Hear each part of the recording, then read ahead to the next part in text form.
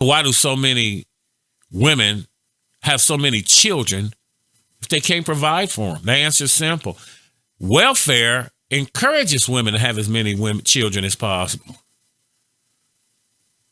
Not only do taxpayers pay for their births, they also pay for the support in increasing amounts as each child is born. More children you have, the more money we'll give you. So do you want a man or you want a check? Black women chose the check. During the 1930s, when there were proportionately many poor people, the birth rate in the U.S. fell dramatically. People had less babies when things got tight. You have to provide proper incentives to get that man out of the house. Some people have called welfare the largest black feminist organization in U.S. history. I don't know if you were aware of that. It's been shaped by long-standing traditions and by changing economic and social conditions. See, back in 1870, more than half the nation's adult workers were farmers. When white women went to get welfare, the white man did not have to be out of the house. But when black folks start migrating north and whatnot,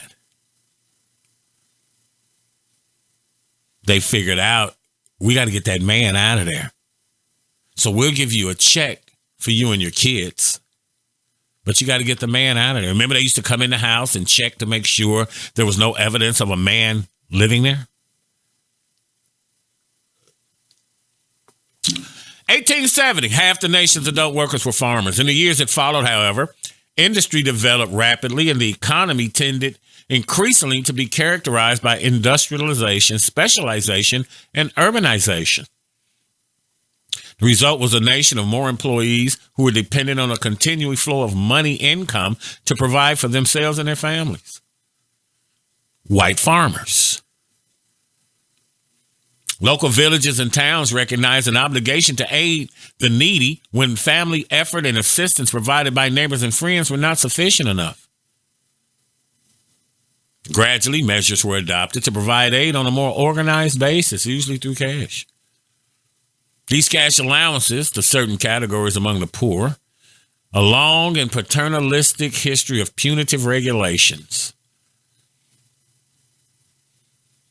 As I just explained to you, the classic example of this was the man in the house rule enforced throughout the 1960s for welfare recipients, including those in public housing.